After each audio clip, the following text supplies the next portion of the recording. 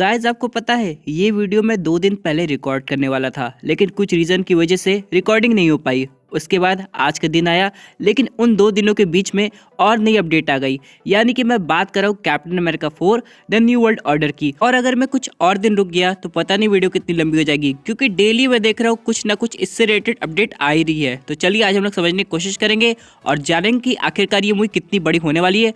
और खासकर मेरे पास एक और अपडेट आया है नोवा से रिलेटेड। दोस्तों कंप्लीट वीडियो को स्टार्ट करने से पहले आप लोग कर दीजिए वीडियो को लाइक और कमेंट करके बताइए कैप्टन अमेरिका 4 में या तो आपको मौका मिले स्टीव रॉजर्स का, जो कि मल्टीवर्स से आ रहा हो, उनका कैमियो देखने का, या फिर बकी बांस का। साथ ही साथ जो लोग मेरे चैनल पे नए हैं, चैनल को सब्सक्राइब करके हमारी कॉमिक बुक टॉक्स फैमिली का हिस्सा बन जाइए। तो दोस्तों हम लोग शुरुआत करते हैं बिल्कुल नई अपडेट से। अब सबसे पहले हम लोग यहाँ पे ये समझ लेते हैं कि शी हल्क भी एक तरीके से captain America the new world order से कनेक्टेड है।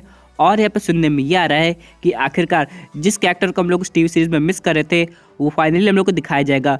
मैं तो बात कर रहा हूँ यहाँ पे लीडर की, लेकिन यहाँ पे बहुत से फैंस ऐसे हैं जिनका ध्यान किसी और चीज़ पे है, जो कि है रेड हल्क। अब यहाँ पे हो सकता है दोनों का अपीयरेंस हो जाए, लेकिन यहाँ पे लीडर की सबसे ज़्यादा पॉसिबिलिटी लग रही है, क्योंकि दोस्तों एक तरीके से उसी को मेन विलन बताया जाएगा। लेकिन इन सब के अलावा अगर रेड हल्क आ जाता है तो सुनने में ये आ रहा है कि जनरल रॉस बन जाएंगे प्रेसिडेंट रॉस। और यहाँ पे दोस्तों उनके पास रेड हल्क की ताकत भी आएगी और वो एक तरीके से लीडर से मिले हुए होंगे। और यहाँ पे हैरान करने वाली बात यह है, यहाँ पे हम लोग को कुछ जियोपॉलिटिकल इशू भी दिखाए जाएंगे, खासकर उस मेटल के लिए जो कि शायद वाइब्रेनियम को टक्कर दे सकता है। उसकी हिस्ट्री को बिल्कुल बदल कर रख दिया गया है। यानी कि दोस्तों मैं यहाँ पे बात करूँ एडमेंटियम की, यानी कि वो मेटल जिसका नाम लेते ही हम लोग को वुल्वरीन याद आता है। अब यहाँ पे सुनने में आ रहा है कि इसे लैब में नहीं बनाया जाएगा, बल्कि यहाँ पे ये सेलिशल की बॉडी से निकाला जाएगा। वो और कोई नहीं बल्कि इटर्नस का टैमोट है, जिसे ख़त्म कर दिया गया था। अब दोस्तों बात यहाँ पे समझने वाली ये है कि सेलेशियल की बॉडी में ना सिर्फ एडमेंटम बल्कि ऐसे और यूनिक चीज़ मिलेंगे जिसे वर्ल्ड कब्जा करना चाहती होगी। और ऐसी बहुत सी कंट्रीज आएंगी जो उसकी बॉडी को क्लेम करेगी और बताएंगी ये मेरा है, इसके जितने भी मटेरियल्स है वो सब हमारे हैं। और इसी पे दोस्तों एक बहुत बड़ा जियोपॉलिटिकल इशू हम लोग को आगे जाके उस मूवी में देखने को मिलने वाला है।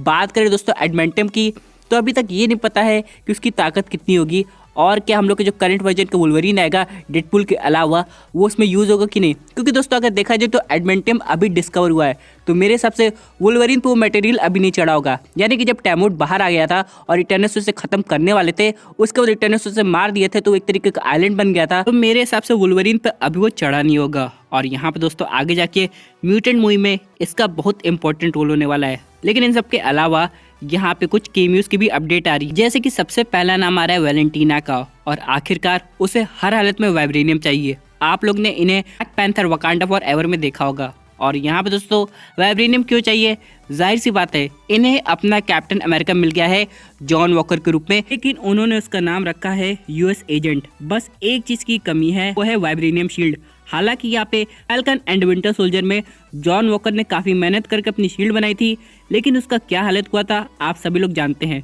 तो यहाँ पे वैलेंटीना को हर हालत में वाइब्रेनियम चाहिए होगा।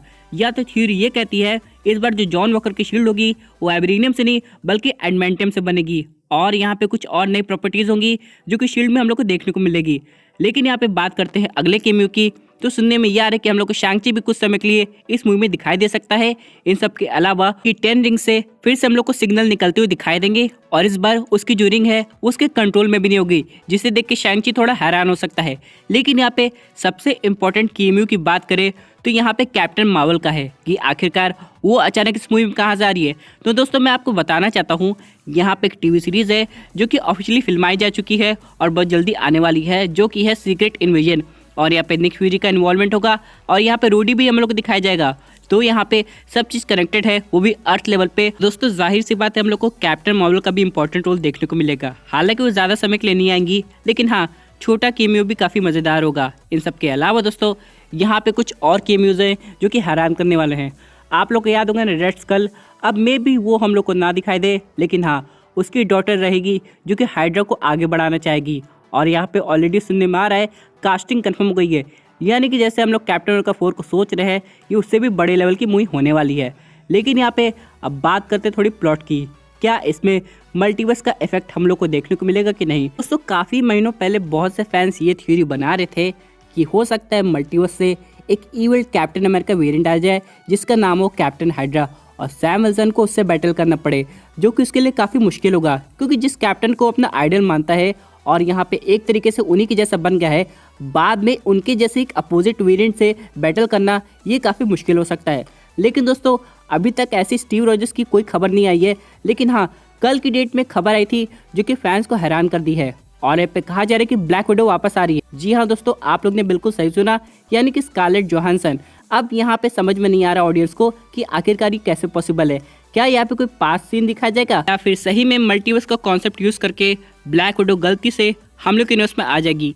क्योंकि जैसा कि doctor strange multiverse of madness में हम लोग को पता चला है, इनकर्जन शुरू हो गया है और एक वर्ल्ड दूसरे वर्ल्ड से कोलाइड हो सकता है। और मे भी दोस्तों ये उस यूनिवर्स की ब्लैक विडो हो जिस यूनिवर्स में हम लोग के करंट यूनिवर्स के डॉक्टर स्ट्रेंज गए थे, यानी कि अर्थ 838। और यहाँ पे आप लोग को पता होगा टेक्निकली जो उस अर्थ के एवेंजर्स हैं वो एक तरीके से रिटायर हो गए थे, क्योंकि इल्यूमिनाटी आ गई थी और अल्ट्रॉन प्रोग्राम कामयाब हुआ था। तो मे भी दोस्तों गलती से इनकर्जन की वजह से जो ब्लैक विडो है वो हम लोग के यूनिवर्स में आ जाए और यहाँ पे सैम विल्सन की हेल्प करे।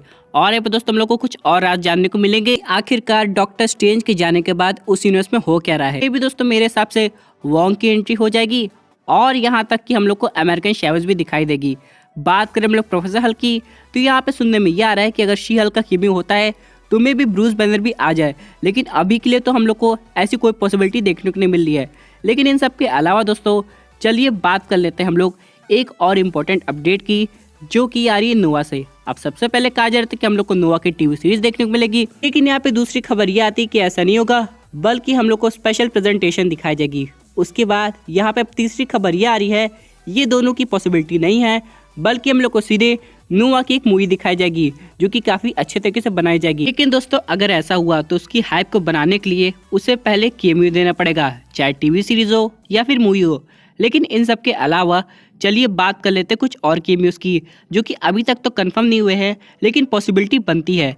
जैसे कि अगर हम लोग बात करें स्पाइडरमैन की, हम सब लोग ये जानते हैं कि पार्ट 4 को हरी झंडी मिल चुकी है, तो यहाँ पे एक तरीके से पीटर पार्कर बिल्कुल एक नया इंसान बन गया है जिसको अभी रिकॉग्निशन की काफी जरूरत है। अब जैसे कि यहाँ पे अगर उसका केमियो हो जाता है, खासकर कैप्टन अमेरिका 4 में, और सैम विल्सन की उसकी मुलाकात दोबारा हो जाती है, तो मे भी सैम विल्सन को ऐसा लगे कि स्पाइडरमैन को एवेंजर्स टीम में आना चाहिए। हालांकि सबसे पहले एवेंजर्स टीम में उसे रिक्रूट टोनी स्टार्क ने किया था, लेकिन डॉक्टर स्ट्रेंज के स्पेल के बाद सब कुछ बिल्कुल बदल सा गया है। अब कोई इसे नहीं पहचानता है और वो बिल्कुल अकेला है। तो मे भी ऐसी पॉसिबिलिटी बन रही है कि यहाँ पे सैम विल्सन की वजह से हम लोग को जो पीटर पार्कर है वो दोबारा एवेंजर्स टीम को ज्वाइन कर ले, जो कि काफी अच्छी बात होगी। दोस्तों अभी भी यहाँ पे ये डिसीजन लिया जा रहा है कि यहाँ पे मूवी में मेन विलन कौन होगा। बहुत लोग का मानना है कि लीडर हो जाएगा, या फिर बहुत लोग का ये भी कहना है कि अब यहाँ पे विलन को चेंज कर दिया गया है और जो मेन विलन है वो रेड स्कल की डॉटर होगी। तो दोस्तों ये थी अमेजिंग अपडेट जो रिलेटेड थी कैप्टन अमेरिका 4 से। आई होप आपको वीडियो पसंद आई होगी। वैसे आपकी क्या इस पर्टिकुलर टॉपिक पे